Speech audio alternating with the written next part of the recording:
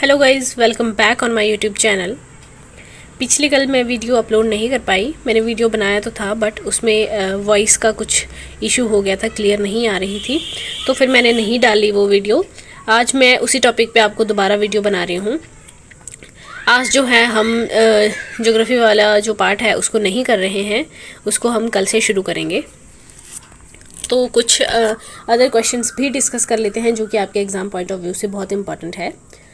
तो आज हम करेंगे भारत के जो शास्त्रीय नृत्य हैं उनके बारे में, ठीक है। और भी हम कुछ चीज़ें एक्स्ट्रा जो हैं वो भी करेंगे।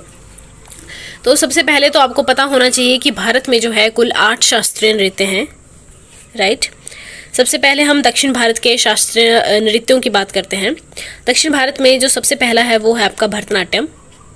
ओके, भरतनाट्यम जो है ये तमिलनाडु राज्य से संबंधित है। तमिलनाडु का शास्त्रीय नृत्य है ये, और इसके प्रमुख कलाकार है यामिनी कृष्णमूर्ति, सोनल मानसिंह, मृणालिनी साराभाई और मल्लिका साराभाई। देखिए, अगर जिन्होंने एग्ज़ाम सेट करना है, अगर उनको आपसे डेप्थ में क्वेश्चन पूछना होगा तो वो ये कभी नहीं पूछेंगे कि भरतनाट्यम जो नृत्य है वो कौन से राज्य से संबंधित है। तो वो इस तरह से पूछेंगे कि यामिनी कृष्णमूर्ति का संबंध किस नृत्य से है, ठीक है। और फिर आपका आंसर होगा भरतनाट्यम, अगर ज़्यादा डेप्थ में आपसे वो क्वेश्चन पुट करेंगे तो। अदरवाइज़ जो है इतना डेप्थ में पूछा नहीं जाता है, बट पूछा जा सकता है, इसलिए हमें दोनों तरह से प्रिपेयर रहना है। तो क्वेश्चन किस तरह से बन सकता है कि भरतनाट्यम किस राज्य का शास्त्रीय नृत्य है।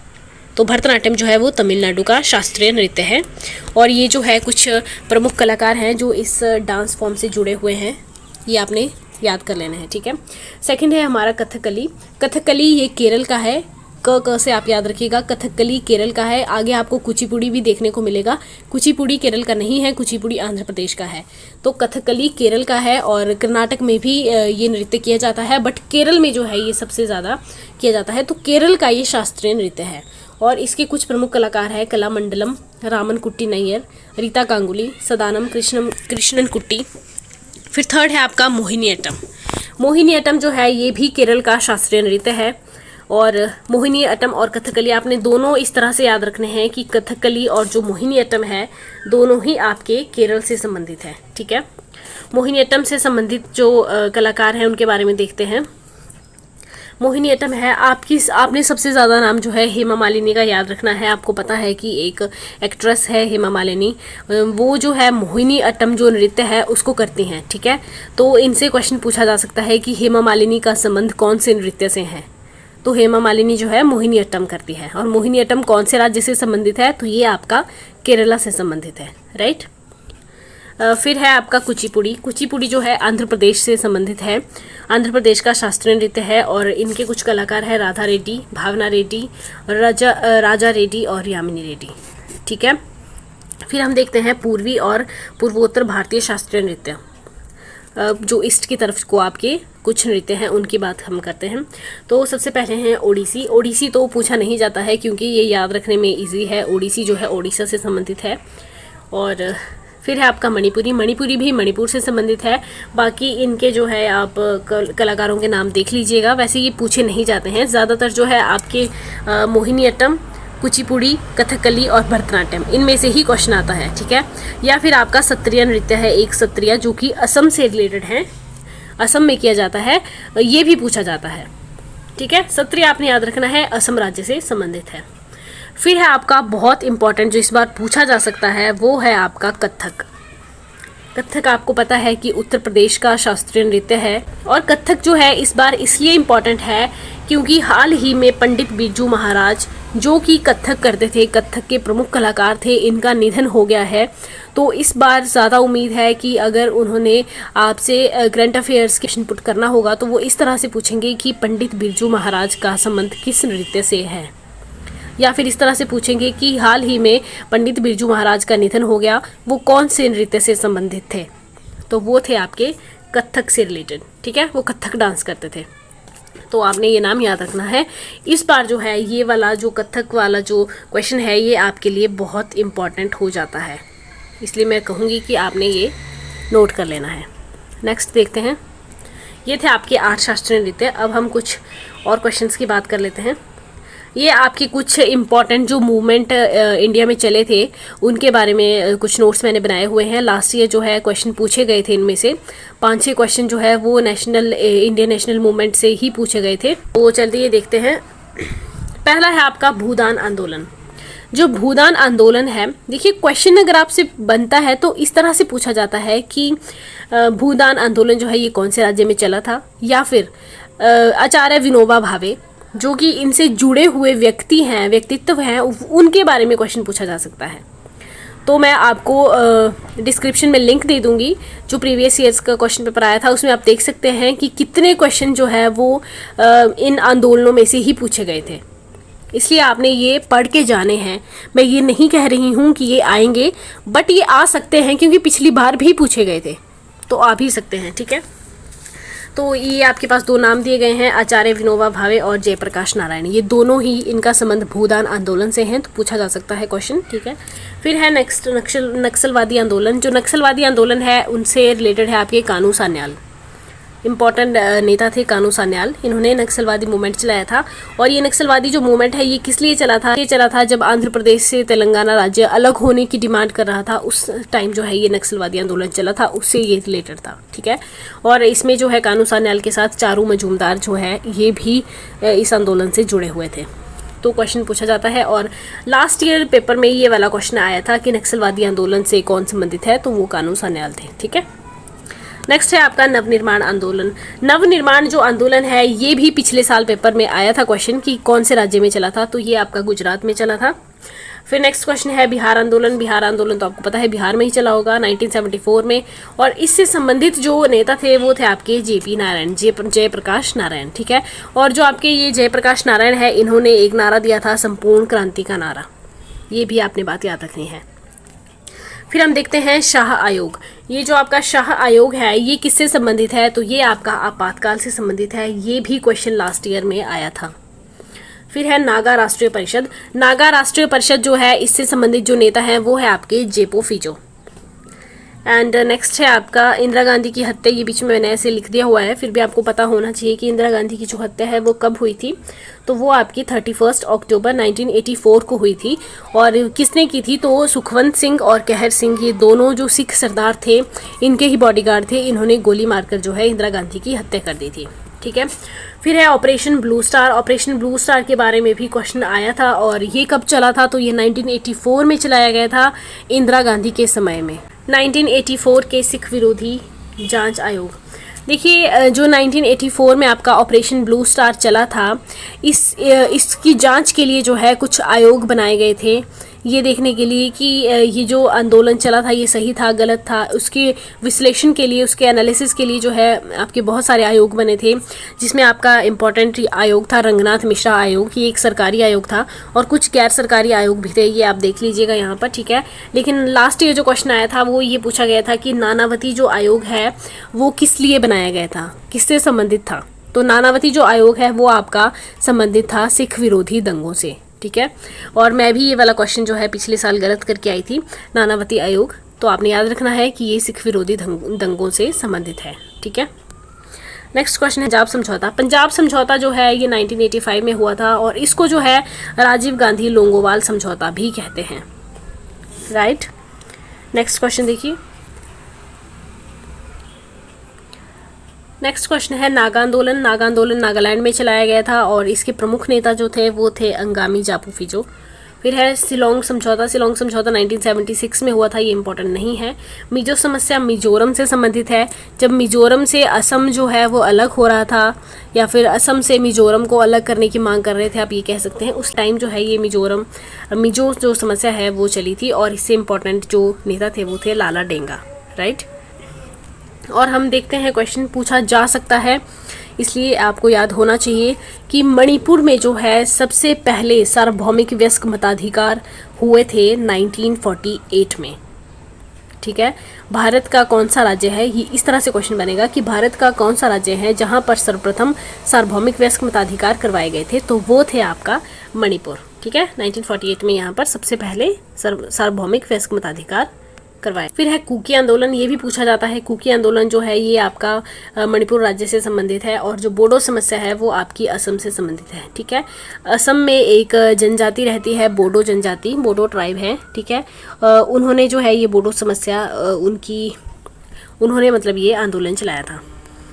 फिर हम देखते हैं कुछ पुस्तकों के नाम, कौन सी फेमस बुक्स किसने लिखी है, ये क्वेश्चन भी आते हैं। अश्वघोष आपको पता है कि बहुत इंपॉर्टेंट है, क्योंकि इनकी बुक्स के नाम पूछे जाते हैं। तो बुद्ध चरित भी आज तक जो है HPTET में पूछा जा चुका है क्वेश्चन। बुद्ध चरित किसकी पुस्तक है, तो वो अश्वघोष की पुस्तक है। इसके अलावा सारीपुत्र प्रकरण और सौंदरानंद, ये पुस्तकें भी अश्वघोष ने ही लिखी थी। ठीक है, अब नेक्स्ट देखिए नागार्जुन। नागार्जुन की बहुत इंपॉर्टेंट पुस्तक है माध्यमिक सूत्र, क्वेश्चन पूछा जाता है, आपने याद रखना है। नेक्स्ट है वसुमित्र। वसुमित्र ने महाविभाष लिखी थी, और चरक जो है, चरक एक वैद्य थे, और इन्होंने जो है चरक संहिता लिखी थी, जो कि चिकित्सा से संबंधित थी। ठीक है, नेक्स्ट है आपका शूद्रक। शूद्रक की एक इम्पॉर्टेंट बुक थी मृच्छकटिक। देखिए आपको राइटिंग का थोड़ा इशू हो रहा होगा शायद, बट ये वाले जो नोट्स हैं वो मैंने अपने लिए बनाए थे जब मैं टेट की तैयारी कर रही थी। तो मेरे हिसाब से तो मतलब जो मैं समझ सकती हूँ राइटिंग, उसके हिसाब से तो ठीक है, बट अगर आपको समझ नहीं आ रही होगी तो आप मुझे बता दीजिएगा, मैं आपको PDF शेयर कर दूँगी, PDF बना के। ठीक है, बाकी थोड़ा बहुत मैनेज कर लिया कीजिए, क्योंकि हैंड राइटिंग तो मेरी ऐसी ही है। फिर हम देखते हैं विशाखादत्त। विशाखादत्त की इम्पॉर्टेंट पुस्तक है मुद्रा राक्षस, ये पूछी जाती है, और आपको याद भी होगी कि मुद्रा राक्षस जो है वो विशाखादत्त ने लिखी थी। इसके अलावा एक देवी चंद्रगुप्तम करके बुक है, वो भी विशाखादत्त ने ही लिखी थी। ठीक है, नेक्स्ट हम देखते हैं कालिदास। कालिदास आपको पता है कि बहुत इम्पॉर्टेंट है, बहुत इम्पॉर्टेंट, गुप्त काल में जो है बहुत ही इम्पॉर्टेंट राइटर आप कह सकते हैं। ठीक है, इन्होंने जो है अभिज्ञान शाकुंतलम लिखी बुक, जो कि एग्ज़ाम में पूछी गई थी एक बार। इसके अलावा वाल्मीकाग्निमित्र, ये पूछी जा सकती है, इसलिए आपने नाम याद रखना है कि ये कालिदास ने लिखी है। विक्रमोवंशीय भी कालिदास की पुस्तक है, और रघुवंश भी एक बार पूछी गई थी, और ऋतुसंहार भी पूछी जा चुकी है। रघुवंश, ऋतुसंहार, विक्रमोवंशीय और मालविकाग्निमित्र और अभिज्ञान शाकुंतलम, ये सारी पुस्तकें जो है वो कालिदास ने लिखी हुई है। ठीक है, नेक्स्ट हम देखते हैं वात्स्यायन। वात्स्यायन की एक इम्पॉर्टेंट पुस्तक है कामसूत्र। बाणभट्ट ने लिखी है हर्षचरित, और कमंदक ने लिखी है नीतिसार, और फाहियान ने लिखी है फोकोकी। तो ये भी आपने याद रखनी है। ठीक है, फिर हम देखते हैं वाटरलू का युद्ध। वाटरलू का युद्ध तो वैसे पूछा तो नहीं जा सकता है, पर क्वेश्चन बन भी सकता है, कोई पता नहीं होता है, इसलिए आपने देख लेना है। वाटरलू का जो युद्ध है वो 1815 में हुआ था, और ये इसलिए इम्पॉर्टेंट है क्योंकि वाटरलू के युद्ध में जो है वो नेपोलियन हार गया था। ठीक है, दुनिया को जीतने वाला नेपोलियन जो है वो वाटरलू के युद्ध में हार गया था, इसलिए वाटरलू का युद्ध जो है इम्पॉर्टेंट हो जाता है, और ये 1815 में हुआ था। फिर हम देखते हैं आर्यभट्ट। आर्यभट्ट ने जो है आर्यभट्टम और सूर्य सिद्धांत। सूर्य सिद्धांत जो बुक है ये पूछी जा चुकी है HPTET में एक बार, तो आर्यभट्टम पूछी जा सकती है, या फिर सूर्य सिद्धांत दोबारा पूछी जा सकती है। आपने याद रखना है कि ये आर्यभट्ट ने लिखी है। ठीक है, और आपको पता है कि आर्यभट्ट जो है वो एक खगोल वैज्ञानिक थे गुप्त काल के। इन्होंने, आपको पता ही है कि जो जीरो का, जो शून्य का जो आविष्कार है वो भी आपका आर्यभट्ट ने ही किया था। तो क्वेश्चन ये भी पूछा जा सकता है, इसलिए आपने याद रखना है। नेक्स्ट देखिए है वराहमिहिर ने अपनी पुस्तक लिखी है पंच सिद्धांतिका और वृहद संहिता। ठीक है, और ये देखिए सुश्रुत, चरक और धन्वंतरी, आपको 3 नाम दिख रहे होंगे। तो ये तीनों ही जो है वो चिकित्सक थे। तो आपसे क्वेश्चन इस तरह से पूछा जा सकता है कि इनमें से कौन एक चिकित्सक नहीं था। तो 4 नाम दे दिए गए होंगे, जिसमें ये तीनों आपको देखने को मिलेंगे और एक नहीं होगा। तो इनके अलावा जो भी अदर होगा वो चिकित्सक नहीं है। ठीक है, फिर हम देखते हैं अमर सिंह ने पुस्तक लिखी है अमरकोश। विष्णु शर्मा ने लिखी है पंचतंत्र की कहानियाँ, और अश्वघोष की इम्पॉर्टेंट पुस्तक है बुद्धचरित, जो कि हमने डिस्कस कर ली, बुद्धचरित और सौंदरानंद। वसुमित्र ने लिखा है महाविभाष, और तुलसीदास की है रामचरितमानस, ये तो आपने +2 में भी पढ़ी होगी।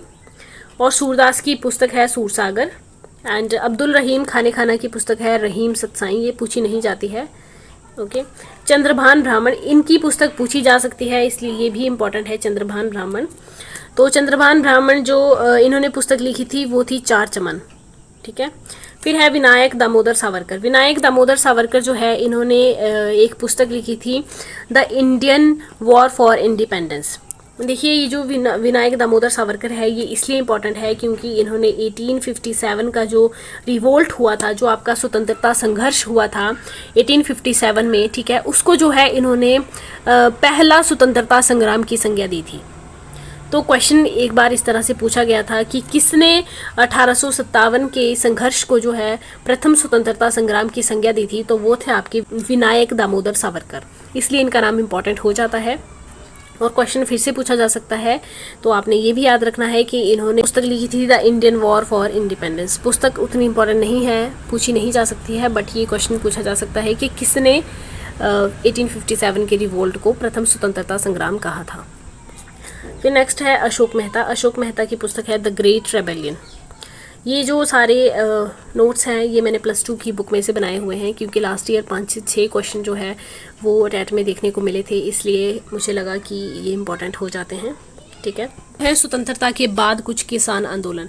स्वतंत्रता के बाद कौन कौन से किसान आंदोलन हुए उनके बारे में डिस्कस कर लेते हैं। तो पहला है तिभागा आंदोलन। तिभागा जो आंदोलन है ये बंगाल में चला था, और ये जो है किसान आंदोलन था, किसानों ने आंदोलन शुरू किया था, तिभागा आंदोलन। ठीक है, आपने ये याद रखना है कि कौन सा आंदोलन कहाँ चलाया गया था और कौन सा नेता किस आंदोलन से जुड़ा था, आपने इस तरह से याद रखना है। आपने डेट याद नहीं रखनी है कि कब चला था, ये इंपॉर्टेंट नहीं है, ये इंपॉर्टेंट है कि कहाँ हुआ था और कौन से नेता इस आंदोलन से संबंधित है। ठीक है, तो तिभागा आंदोलन बंगाल में हुआ था, किसानों का आंदोलन था। और फिर है तेलंगाना आंदोलन। तेलंगाना आंदोलन जो है ये भी किसानों से रिलेटेड था और तेलंगाना में हुआ था। फिर है नक्सलबाड़ी आंदोलन। नक्सलबाड़ी जो आंदोलन है ये पश्चिम बंगाल में चलाया गया था, और कानू सान्याल जो है ये इसके इम्पोर्टेंट नेता थे नक्सलबाड़ी आंदोलन के। ठीक है, फिर है देखिए नक्सलवादी आंदोलन और नक्सलबाड़ी आंदोलन दोनों अलग अलग चीज़ें हैं, इसलिए आपने दोनों अलग अलग तरह से याद रखनी है। ठीक है, फिर हम देखते हैं किसान आंदोलन। किसान आंदोलन महाराष्ट्र में जो है किसान आंदोलनों का नेतृत्व वो किया था आपके शरद जोशी ने, और महाराष्ट्र, गुजरात और पंजाब तीनों स्टेट जो है इनमें किसान आंदोलन हुए थे। नेक्स्ट है आपका उत्तर प्रदेश में जो है किसान आंदोलनों का जो नेतृत्व है वो किया था आपके महेंद्र सिंह टिकैत ने। ठीक है, किसान नेता थे महेंद्र सिंह टिकैत। फिर हम देखते हैं शराब विरोधी आंदोलन। कुछ शराब को बंद करने के लिए भी कुछ आंदोलन चलाए गए थे। ताड़ी विरोधी आंदोलन ये आपका आंध्र प्रदेश में चलाया गया था, और ये क्वेश्चन आया भी हुआ है, प्रीवियस ईयर क्वेश्चन पेपर उठा के देखिएगा। ठीक है, ताड़ी विरोधी आंदोलन कहाँ चलाया गया था? आंध्र प्रदेश में। और अगर ज़्यादा डेप्थ में क्वेश्चन उनको पूछना होगा तो पूछ लेंगे कि आंध्र प्रदेश के कौन से ज़िले में, तो वो है आपका नेल्लोर जिला। राइट, नेक्स्ट क्वेश्चन है हरियाणा में पूर्ण शराबबंदी कब हुई थी? तो हरियाणा में जो है पूर्ण शराबबंदी हुई थी 1 जुलाई 1996 को, और 1998 में जो है इसको हटा दिया गया था। हरियाणा में जो है 1996 में पूरी तरह से शराब को बंद कर दिया गया था, बैन लगा दिया गया था, और 1998 में जो है इस पर से बैन हटा दिया गया। ठीक है, घरेलू हिंसा विरोधी अधिनियम, ये भी आपको पता होना चाहिए, और बहुत इंपॉर्टेंट ये क्वेश्चन है। मैं अगेन कहूँगी कि नोट कर लीजिए, बहुत ही इंपॉर्टेंट है, वेरी इंपॉर्टेंट ये क्वेश्चन है। आपने याद रखना है कि घरेलू हिंसा विरोधी जो अधिनियम है वो कब लाया गया था? ये आपका 2005 का एक्ट था, 2005 में ये अधिनियम आया था। ठीक है, तो ये क्वेश्चन याद रखना है और एग्ज़ाम में आता है। फिर है national commission for women. National commission for women जो है ये 1990 में बना था, महिलाओं के लिए राष्ट्रीय आयोग। ठीक है, 1990 में, ये भी क्वेश्चन इंपॉर्टेंट है। प्रत्यक्ष लोकतंत्र का जो उदाहरण अगर आपसे पूछा जाता है प्रत्यक्ष लोकतंत्र कहाँ पर है, तो आपका स्विट्ज़रलैंड में प्रत्यक्ष लोकतंत्र है, और 1978 में जो है महिलाओं को मताधिकार का अधिकार मिला था। ठीक है,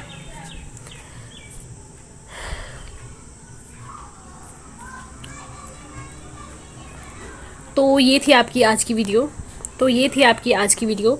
कमेंट सेक्शन में ज़रूर बताइएगा आपको वीडियो कैसी लगी, और अगर अच्छी लगे तो लाइक कर देना, अपने सभी दोस्तों के साथ शेयर करना, उनकी भी हेल्प हो जाएगी HP टेट में। ठीक है, और कल हम करेंगे कुछ और आंदोलन, जिसमें जो है पर्यावरण से रिलेटेड आंदोलन भी पूछे जाते हैं, जैसे चिपको आंदोलन और नर्मदा बचाओ आंदोलन। बहुत सारे पर्यावरण को लेकर जो आंदोलन हुए हैं उनके बारे में हम कल डिस्कस करेंगे, और बाकी कुछ और चीज़ें भी हैं जो हम कल डिस्कस करेंगे।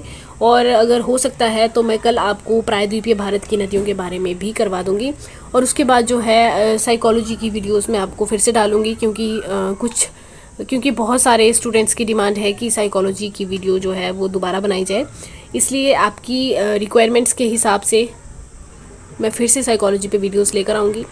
ठीक है, तो कमेंट सेक्शन में बता दिए कीजिए मुझे कि आपको किस टॉपिक पे आपको वीडियो चाहिए, क्योंकि हो सकता है कि कुछ टॉपिक्स जो हैं वो आपके लिए इजी हों और मैं उनको ये अज्यूम करके चलती हूँ कि आपको ये चीज़ें नहीं पता है तो मैं बता देती हूँ। ठीक है, मैं ये सोच के चल रही हूँ और आपको वो चीज़ें आती हो तो टाइम वेस्ट करने से अच्छा है कि हम जो बहुत इंपॉर्टेंट टॉपिक है उन पर ही डिस्कस करें। तो आप बता दिया करो मुझे कि कौन से टॉपिक जो हैं उन पे आपको वीडियो चाहिए। ठीक है, मिलते हैं अगली वीडियो में, तब तक के लिए बाय बाय, टेक केयर।